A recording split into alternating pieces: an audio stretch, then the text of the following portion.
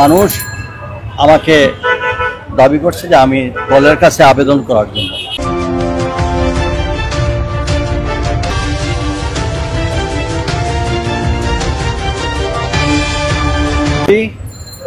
Chairman Tarique Rahman এখানে আসেন। দ্বিতীয় দাবি হচ্ছে যদি উনি না আসেন তাহলে আমার বিষয়টা বিবেচনা করার জন্য।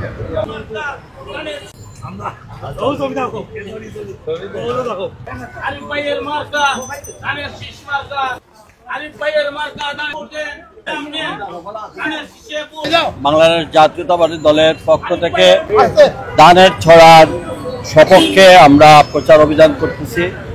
আজকে আমাদের সিলেটবাসীর পক্ষ থেকে আমি আহ্বান করব, এই নগরের 10-12 বছর আমি সাধারণ মানুষের অত্যন্ত প্রত্যাশা যে বিএনপির চেয়ারপারসন ভারপ্রাপ্ত চেয়ারম্যান জনাব তারেক রহমান আমাদের এমনিতে অভিভাবক, কিন্তু পুরো বিভাগের দায়িত্ব নেওয়ার সিলেটবাসীর পক্ষে তিনি যদি সিলেট একে আসেন আমরা সবাই মোবারকবাদ জানাবো। আমরা অত্যন্ত আনন্দিত, গর্বিত। যদি উনি ওনার পরিবার না আসেন তাহলে এই নগরবাসী প্রতিটি শ্রেণী পেশার মানুষ আমাকে দাবি করছে যে আমি দলের কাছে আবেদন করার জন্য। আমি দলের কাছে আবেদন করছি সিলেট।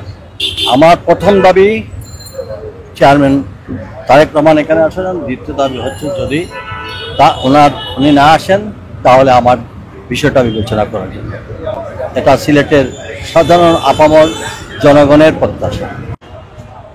31 দফার লিফলেট বিতরণে আমরা দেখতে পাচ্ছি সিলেট সিটি কর্পোরেশনের মেয়র এবং বিএনপি চেয়ারপারসনের উপদেষ্টা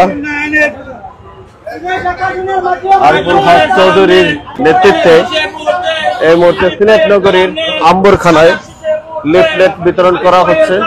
আমরা সেই দৃশ্যটুকু সরাসরি দেখানোর চেষ্টা করছি। দেশ প্রবাস থেকে যারা যুক্ত আছেন অবশ্যই আপনারা আমাদের লাইভটি শেয়ার দিয়ে সাথে থাকুন।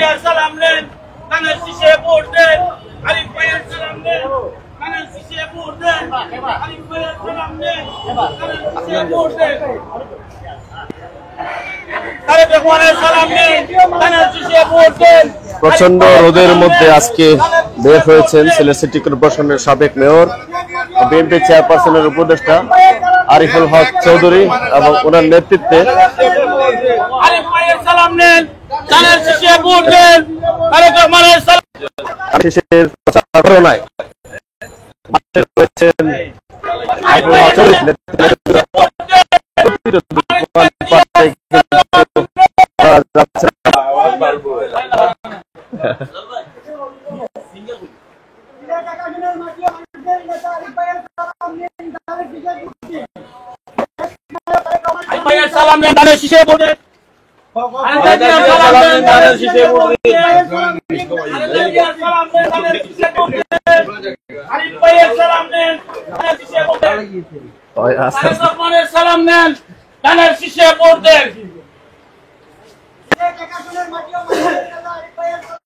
চালিয়ে যাচ্ছেন সিলেট সিটি কর্পোরেশনের সাবেক মেয়র উপদেষ্টা আরিফুল হক চৌধুরী